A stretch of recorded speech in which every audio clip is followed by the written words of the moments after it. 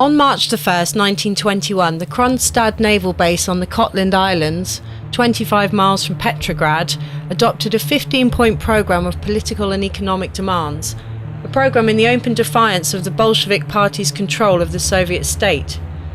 Almost immediately, the Bolsheviks denounced the uprising as a White Guard plot, another in the series of counter-revolutionary conspiracies that had beleaguered the Soviet regime during the 3 preceding years of civil war.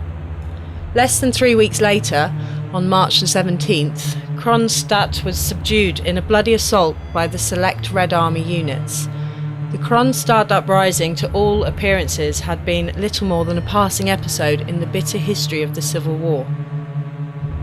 We can now say that the Kronstadt uprising marked the definitive end of the Russian Revolution itself. The character and importance of the uprising were destined to become issues of acrimonious dispute within the international left for years to come.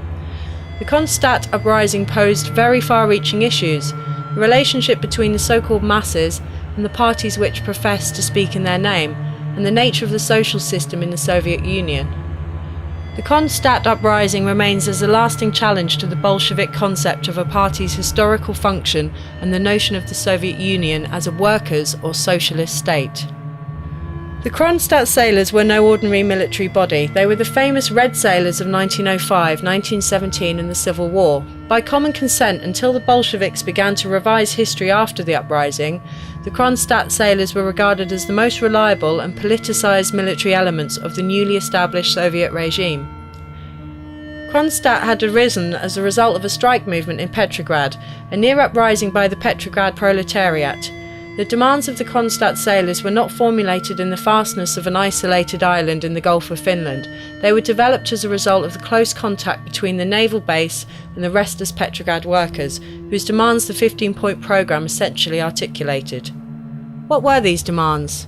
New elections to the Soviets, freedom of speech for the anarchists and the left socialist parties, free trade unions and peasant organisations, the liberation of anarchist and socialist political prisoners. Economic and institutional demands focused on a loosening of the stringent trade restrictions imposed by the period of war communism. The demands of the Kronstadt sailors were the very minimum needed to rescue the revolution from bureaucratic decay and economic strangulation. Ordinarily, there are 2 histories of revolutions. The first comprises the official history, a history which turns around the conflicts of parties, factions and the leaders. The other, in the words of the Russian anarchist Bookchin, may be called the unknown revolution, the rarely written accounts of the independent and creative action by the revolutionary people. The social history of the revolution turned around the fate of the factory committees and village assemblies, not simply around conflicting armies and duels between the Bolsheviks and their political opponents. The factory committees demanded and for a brief period acquired full control over industrial operations. Lenin distrusted them completely after October. As early as January 1919, only 2 months after decreeing workers' control of the factories, the Bolshevik leader moved into open opposition to the committees. In Lenin's view, the revolution demanded precisely in the interests of socialism and that the masses unquestionably obey the single will of the leaders of the labour process. Workers' control was sharply denounced not only as inefficient, chaotic and impractical, but as a petty bourgeois and anarcho-syndicalist deviation.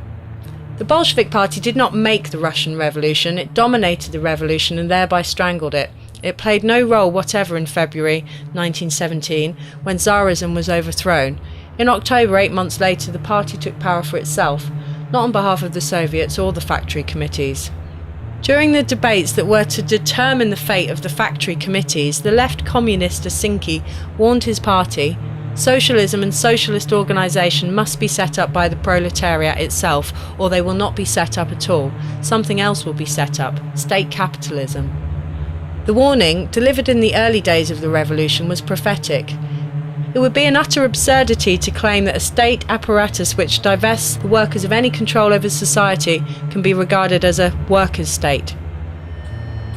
All the conditions for Stalinism were prepared by the defeat of the Kronstadt sailors and the Petrograd strikers.